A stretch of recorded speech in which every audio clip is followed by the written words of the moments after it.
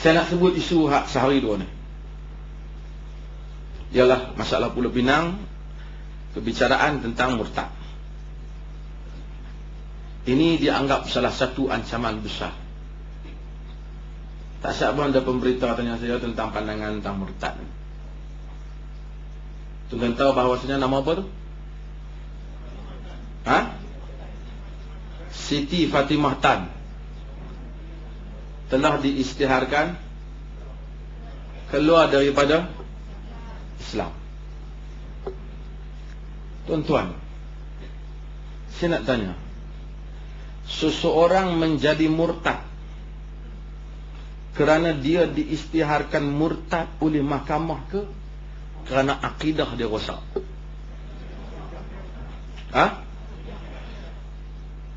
Kalau mahkamah tak isytihar dia murtad, tapi dia mengamalkan agama lain, dia murtad ataupun tidak? Kalau dia kata saya keluar daripada Islam, dia terkeluar ataupun tidak? Mahkamah tak iktiraf, dia terkeluar ke tak? Hakikatnya yang murtad.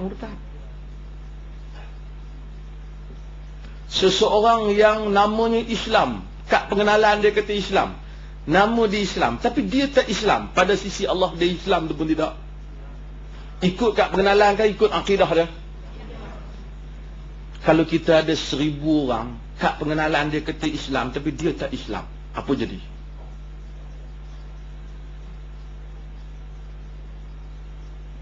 Apa jadi?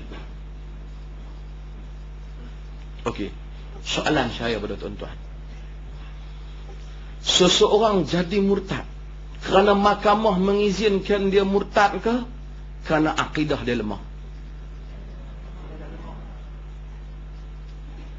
Akidah dia lemah disebabkan kerana ada ruang mahkamah nak mengisytiharkan dia murtad ke kerana kita tak berdakwah betul-betul untuk dia? Kita tak dakwah betul pada dia. Masalahnya bukan masalah mahkamah sekarang. Ini cabaran Melayu ni. Bukan masalah mahkamah. Pada saya minta maaf, di Malaysia ni oleh kerana tidak ada undang-undang murtad secara hukuman, maka pada saya orang yang murtad dalam kes yang dibicarakan baru-baru ini, kes itu sebenarnya daripada dia duduk dalam Islam, dia tak nak Islam, kita paksa dia juga supaya nama Islam. Dunia semua kutuk kita. Bukan Islam akan kata kita zalim. Orang tak mau Islam pun kita suruh dan mengaku Islam juga, sedangkan dia tidak Islam. Apa maknanya? Saya rasa keputusan yang dibuat oleh hakim itu keputusan yang betul. Dan saya sokong lawyer berkenaan, walaupun ada orang kutuk dia, dia menyelesaikan masalah ini. Orang dah tak mau Islam, nak apa? Apa faedah dalam tukar kad saja serang hati dia tak Islam? Dan kita orang Islam, kenapa hari dia nak keluar Islam je kita nak bawa dia pergi mahkamah? Hari dia ada masalah kita tak pergi cari dia, ataupun hari dia mengadu masalah kita tak selesai. Ramai orang yang masuk Islam berkahwin dengan orang Melayu yang mengaku Islam, ataupun tak kira lah orang Penang yang siapa lah yang mengaku Islam, Melayu yang mengaku Islam. Lepas tu suami dia ceraikan dia, tinggalkan dia, dia dalam masalah, orang tak ambil berat. Sedangkan duit zakat ni saya fikir kalau dihimpunkan seluruh Malaysia yang dikutip, lebih daripada 700 juta, 800 juta. Kalau setiap asnaf tu 700 juta, hamba saya semua dah tak ada dah. Satu peruntukan, kalau kita ambil 1/7, kita akan ada 100 juta duit Malaysia ni untuk menjaga kebajikan saudara baru. Mana duit tu pergi?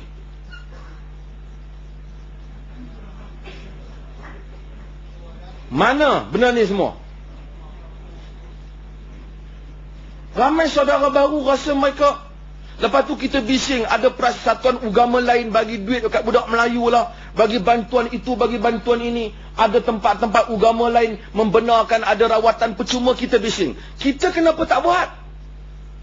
Duit zakat kita kenapa tak buat? Bahagian mu'alaf itu sepatutnya diberi bukan saja pada orang yang mengasuh Islam. yang teringin nak masuk Islam pun boleh diberi. Dalam Dr. Yusuf Al-Qaradawi sebut senarai begitu banyak golongan yang dia boleh dimasukkan dalam mu'allaf ini. Termasuk yang teringin nak masuk Islam, yang boleh dijinakkan. Kalau bagi duit zakat tu dia pun sejuk hati dia. Tuan-tuan tengok kes Mukti yang hari tu mendaki Gunung Everest tu, yang berebut pasal mayat dah.